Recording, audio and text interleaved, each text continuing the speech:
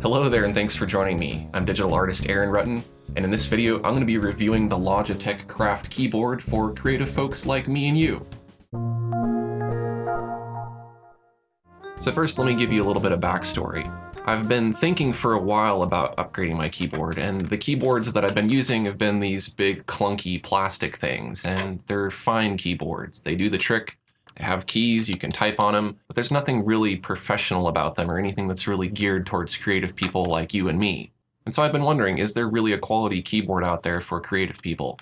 And just about a month or so ago, I was at Best Buy just kind of looking around at stuff, and I went through the keyboard aisle, and I happened to notice the Logitech CRAFT. And what stood out about it is it has a little dial on it, which I'll show you in a minute.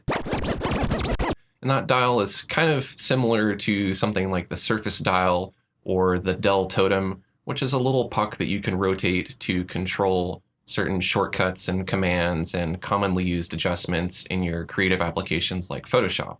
I reached out to Logitech and they were cool enough to send me the Logitech CRAFT keyboard to try out. And so I've been using it for a little while now. I've tried it out and I'm going to let you know what the features are of this keyboard and what I think of it. This is not a sponsored video. Logitech is not paying me to make this video, and all opinions expressed in this video are my own. So let's go ahead and check out the Logitech CRAFT.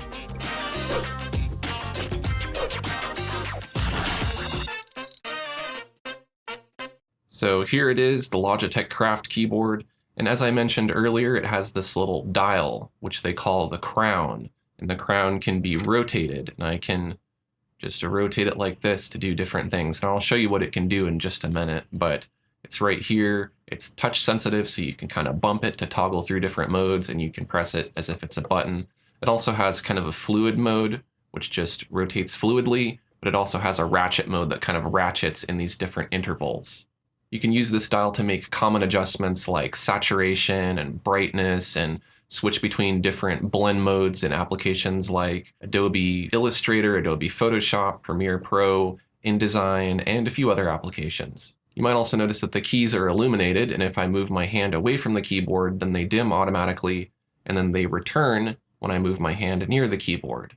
The lights will also change their brightness depending on the lighting in the room. The Logitech CRAFT also offers premium typing with quality materials. I'll dig into that a little bit more later in this review. There's also an easy switch mode, which lets you switch between 3 different devices. So for example, I can use this keyboard on my desktop computer like I'm doing now, but I can also use it on my Mobile Studio Pro tablet, and I can also connect it to my smartphone. The Logitech CRAFT works with both Windows and Mac computers, and I believe that it can actually work in between the 2 operating systems as well. So if I wanted to be using this on my Windows laptop and then use it on my Mac desktop, I should be able to switch back and forth using Easy Switch.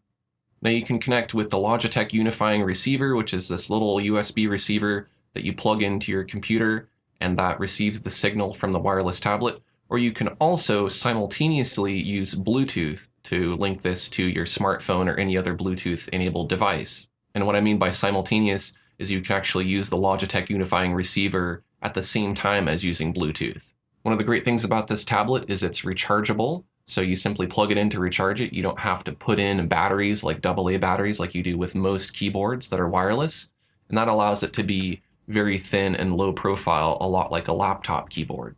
The cable that it charges with is USB-C to USB-A. If you're using USB-C on your computer, you can just get a little adapter to plug into the USB-A end, and then you can charge it. Or you can just use a regular USB-C to USB-C charging cable. The USB-C cable just plugs right into the back here. Very easy to plug in. So it is still necessary to have this USB cable sitting around, and in fact, I don't really move this keyboard around a whole lot, although I could take it other places with me because it's very portable, but I just leave the cable plugged into this end and then just unplug the other end from my computer and just kind of leave it dangling there. You could very well unplug this and leave it unplugged if you want and store it somewhere else, but I'm just kind of lazy. So those are the basic features of the Logitech CRAFT, but I'm going to dive a little bit deeper into how it actually works and what I think of it. And so we'll start with the first category, which will be usability and ergonomics. So first I'll start by saying that the crown is very easy to find. You can just reach for the top left of your keyboard and there it is. You don't have to look down in order to be able to find it. And the crown is a great feature to have because it lessens the amount of time you have to click to find a certain command, and it saves you from having to hunt for certain commands in Photoshop and other supported applications.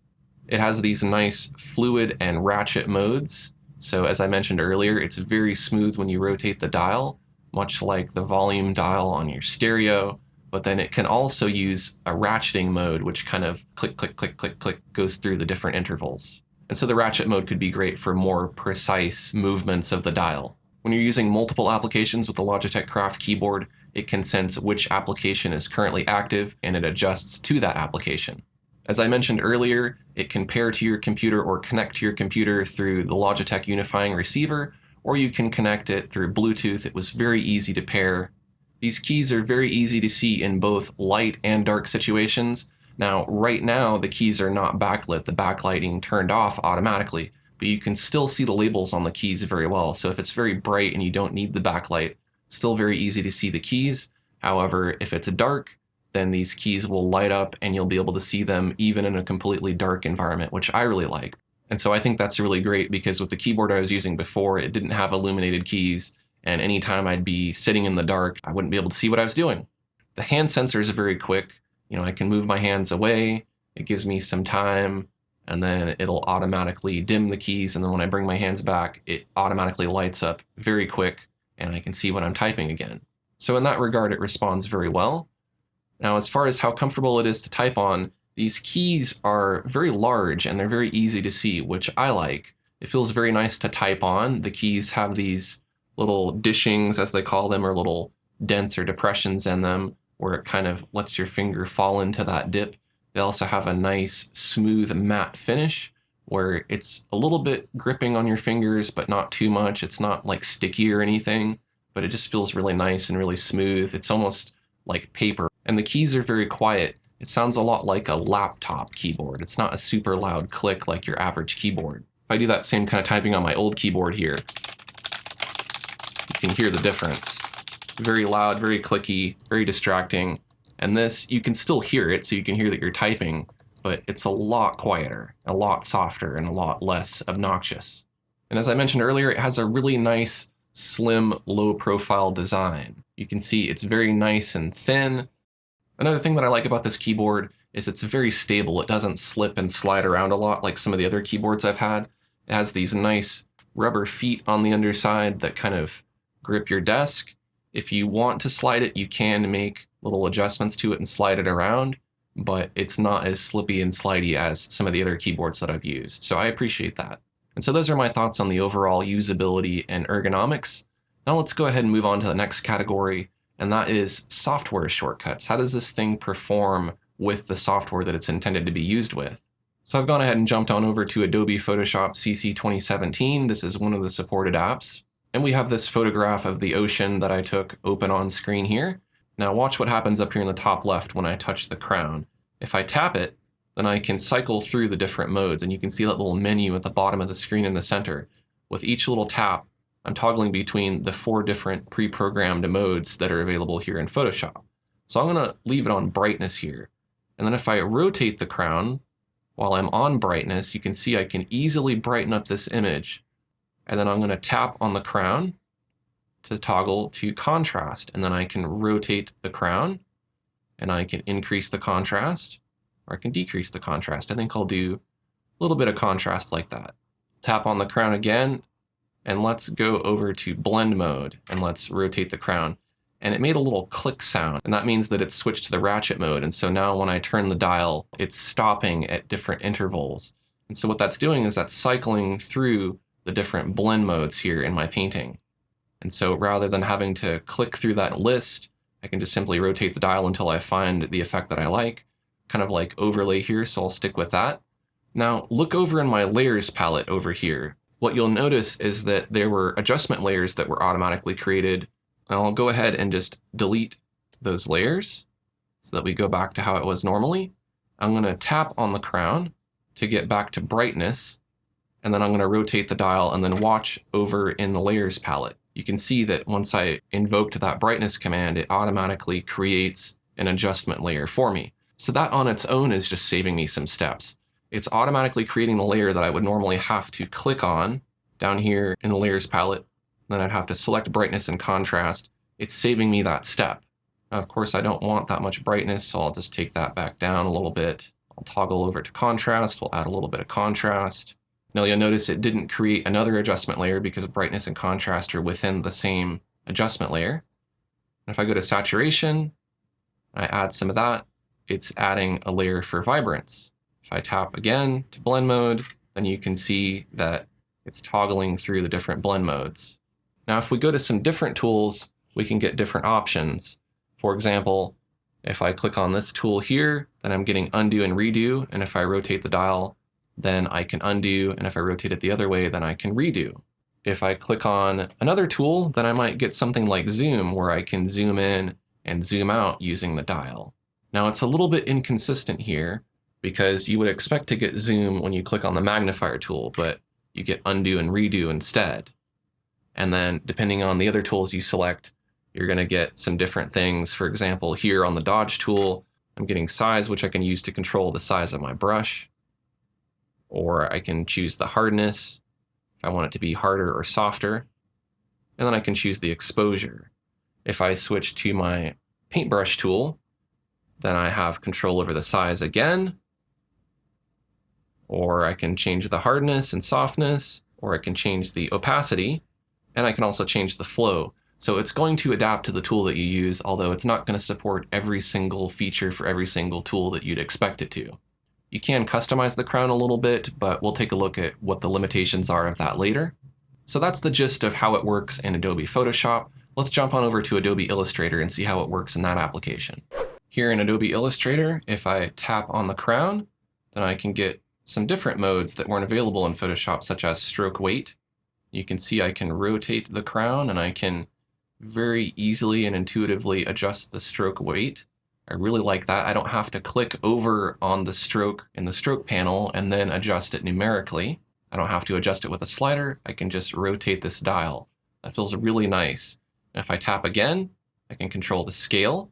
I can make that box bigger or smaller. I can tap and I can reduce the opacity. Tap again. I can change the fill color, and that ratchets through a bunch of different fill colors. I don't know how it really picks the fill color. It must go through the swatches one by one or something like that. And if I tap again, same goes for the stroke color. It switches to the ratchet mode, and then I can change the stroke color, and I can go back to the stroke weight.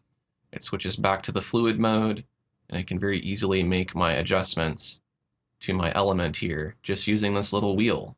Now if I click on a different element, such as text, and I tap on my crown here, then there's some other options for the text. So I can change the size of the text. Now if I edit my text a bit here and make a line break, and I tap on my crown, then I can control the leading or the space between the different lines. And if I tap again, I can control the tracking. I can make it wider or more compressed using the crown. And if I tap again, then it goes into the ratchet mode, and then I can control the fill color. Now that I've successfully made the world's ugliest logo, we can click on a different tool. For example, I'll click on the rotate tool, and then we have an option to zoom in and out. We have an option for undo and redo.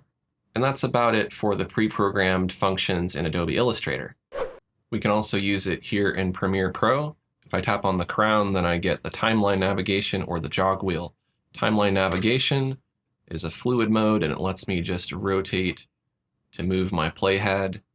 So I can kind of scrub through my footage here. If I tap again, then I get to jog wheel, and that goes into the ratchet mode. And what that does is that kind of sets the playhead going at a certain speed. And the more I rotate it, the faster it's going to go on its own, and it's just going to kind of jog through. And you can use this to set markers or kind of move through your footage quickly. But that's it for Adobe Premiere Pro. That's all it can control. And you might expect that it could do things like change the volume or adjust the lumetri sliders, but it can't, at least not at this point. And then the other Adobe app that's supported is InDesign, and very similar to Illustrator, you can adjust text properties and things like that. Now, one thing that's worth mentioning, in Premiere Pro at least, you need this extension active, which is called Logi Options. And it pops up a little window here, which sometimes appears on top of my workspace, and I have to move it elsewhere. But I believe this has to be open in order for Premiere Pro to detect the crown functions. So in my opinion, the crown is a lot more useful in something like Photoshop or Adobe Illustrator, but not so much in Premiere Pro at this point. Now let's talk a little bit about the overall appearance and design of the Logitech CRAFT. As far as how it looks, in my opinion, it looks gorgeous. As far as the durability, it's a partially aluminum, partially plastic build, but it feels heavy for a keyboard, but it's very solid and it stays in place. The keys seem to be kind of opaque with maybe translucent labels, so hopefully they're less likely to wear away with long-term use, like what happened on the A and the S keys here on my keyboard. I guess since my name starts with two A's, I must type A a lot, and I must save compulsively if my S key is worn away too. But you can see the paint wore away from just normal typing on the keyboard. My hope is that because of the way that these keys are built, I'm not going to have that issue with this particular keyboard. And so something like this would be a good investment because it's built with quality parts, and so it's going to last a lot longer. I don't know how many of those other plastic keyboards I've gone through. Now, as far as the size and the weight, the CRAFT is a bit heavier because of its aluminum build, but again, it is more durable than this plasticky one. The plastic one feels a bit more bulky and a bit wider, but they are just about the same width. The height of the Logitech CRAFT is 32.1 millimeters on the crown end and 9.90 millimeters on the keyboard end.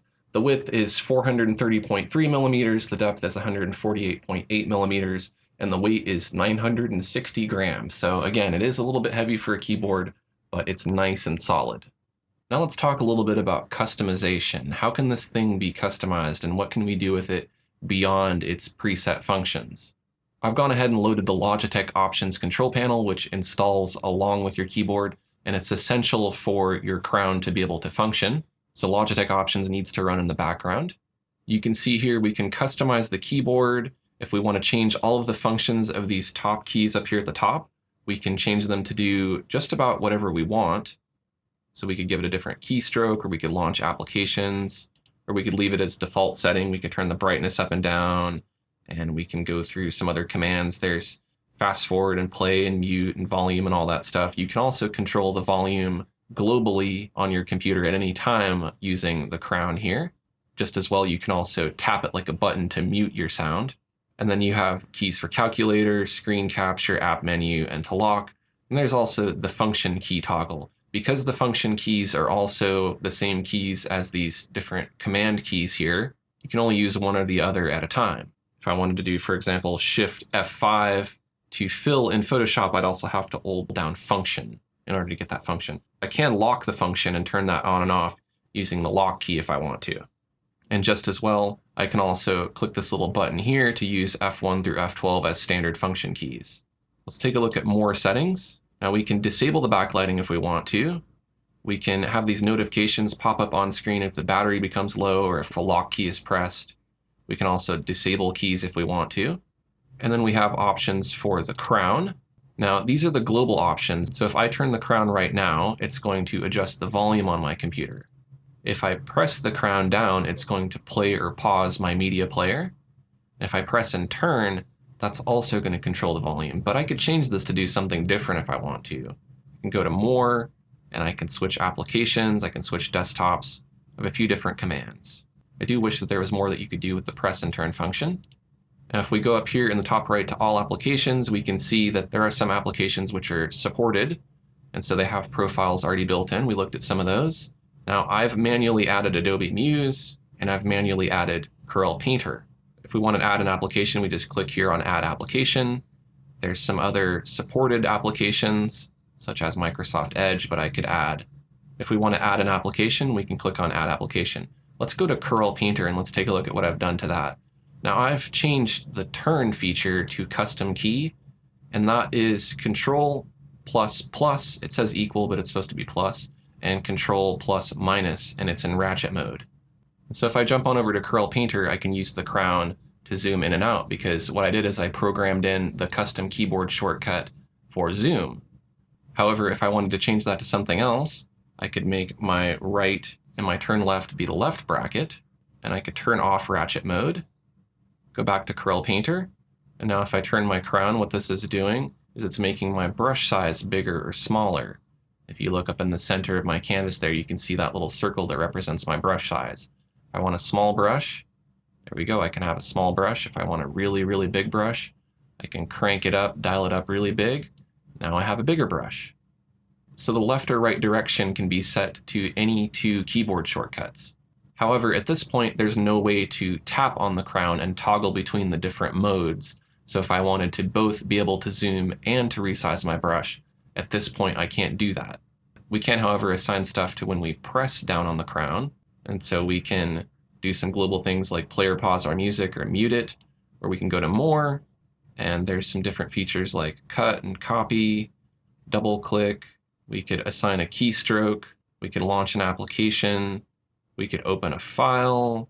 So there's lots of things that we could assign. So in Corel Painter, I could hit this button and I could automatically save my document, or I could open a new document, or really whatever I want. And then of course I can customize press and turn. You press it down and then you turn it. However, in a custom application, all you can adjust is the global volume. So if I press and turn, I can turn my music up or down while I'm painting. But we can't customize the press and turn for something like resizing our brush or zooming in and out, unfortunately, at this point. Now, I keep saying at this point because this is just software, and this software is easy to update, and that adds functionality to your keyboard. So unfortunately, there is some limit to what you can customize for the apps that aren't supported. However, if you're only using Adobe Photoshop and Adobe Illustrator, then you're going to be able to do a lot more with the crown. So the last category that I want to talk about is room for improvement. I've mentioned a few things that I feel could be improved, but I just want to go through a few more. First, the crown can be overly sensitive when you bump it, and it can accidentally toggle between modes when you're actually just trying to rotate the dial. So right now, if I go to brightness and then I go to rotate the dial, and I accidentally bump it, it jumps over to contrast, and all of a sudden I've accidentally adjusted the contrast, and it's kind of hard to get it back, and then I've got to tap again and go back to brightness.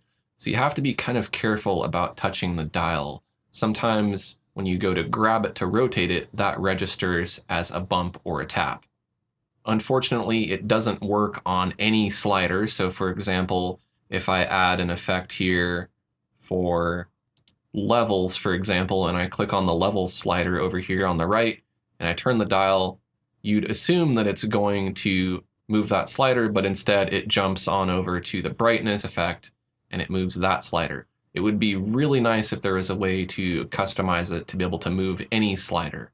Also in Photoshop, it is a little disappointing that I have limited features for the text. I can, when I have the text tool selected, make the text larger.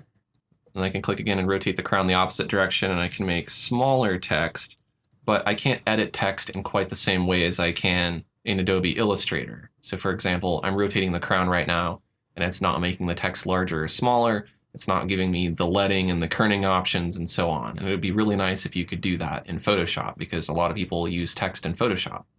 Just as well, it would also be nice to be able to adjust the width of a stroke on a shape in Photoshop. If I make this square here, and I try to rotate the crown, all it's doing is zooming in and out when it should be giving me the option to adjust the stroke width.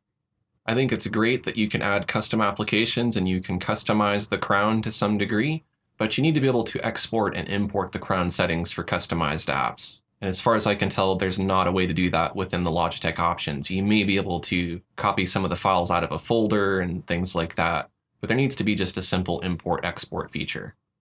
When we use the crown in Premiere Pro, at the bottom of the screen, there's those little white blocks that kind of show you which command you're on. And it does cover up the timeline a little bit, which can be kind of annoying. Now I know I could take my timeline and I can move it somewhere else, so it's not at the bottom of the screen, but typically in the default setup for Premiere Pro, that's where your timeline is. And it's usually underneath your video that you're working on. And so that's something that needs to be worked on. Maybe that's something that could be moved somewhere else, maybe to the top of the screen, or maybe there's a way to just make it less intrusive. And then just like in Photoshop, it would be nice if I could use the crown to adjust my lumetri sliders, to adjust my color, or to adjust the volume of a track. For example, if I go into audio here and I wanted to make the track volume louder or quieter, I could just rotate the crown to do that. Now these last two things are kind of minor annoyances. One is the toggling between the ratcheting mode and the smooth mode. You have to kind of hear it and feel it for yourself, but when you toggle between smooth to ratchet or ratchet to smooth, there's kind of a crunch sound. It sounds like somebody biting into a potato chip or something. and it's kind of a unpleasant sound. I don't know if there's really anything that can be done about that. It's not enough to make me not want to use the keyboard, but it is kind of an unnerving sound. Usually you get really worried when you hear that kind of sound in an electronic device. And my last gripe is that if the computer is left on and the lights are off in your room, or your keyboard is covered, let's say I put it here, sometimes I come back in the room later and the backlight is still on. So for example, if I put it on and then I move this over here, maybe the sensor is thinking that my hand is still on top of it. Now it's gone away here, and it doesn't always do this, but I have come back in to the room and sometimes it's still on, and that's of course draining the battery. Now you can prevent this by using the power switch that's on the back side here. It's very easy to find, and just switch the power off. And so that's what I've been doing to save battery when I'm not using the computer. It's very convenient, very easy just to switch the power back on. It's not very hard to do. And there's a little indicator here that will tell you how much juice you have. If it turns red, you know you need to charge it. And if you want, you can have something just pop up on the screen that says, hey, the batteries are dying, charge me again. So now I want to share my final thoughts on the Logitech CRAFT keyboard. It's a beautiful, well-built keyboard that has excellent performance, and it's very comfortable to type on. The typing is very smooth and whisper quiet, and the large illuminated keys are very easy to see, especially in the dark. Making adjustments with the crown is a great concept, and it works well in the supported apps, but the Logitech software needs a little bit of work. Fortunately, that could be an easy fix since the Logitech options could be updated to allow more customization in both supported and unsupported apps. If you're using Photoshop, Illustrator, or any of the supported apps often, then the crown could be a great time-saving asset. However, if you're expecting it to be as functional in the unsupported apps, you might be a little disappointed in the limited customization options. Even if you don't use the crown, the keyboard itself is still great, and it's much nicer than the bulky plastic alternatives. Overall, I'm happy with the Logitech CRAFT, and I'll be using it often, although I do wish that I could do more with the crown as far as customizing it. If you're interested in picking one of these up for yourself, there's a link to buy it down in the description of this video. If you enjoyed this review of the Logitech CRAFT keyboard, take a quick second to like this video. And if you're new to my channel, I'd love to have you subscribe. I have a lot more reviews of digital art related products like this. Thanks for watching, and I'll see you next time.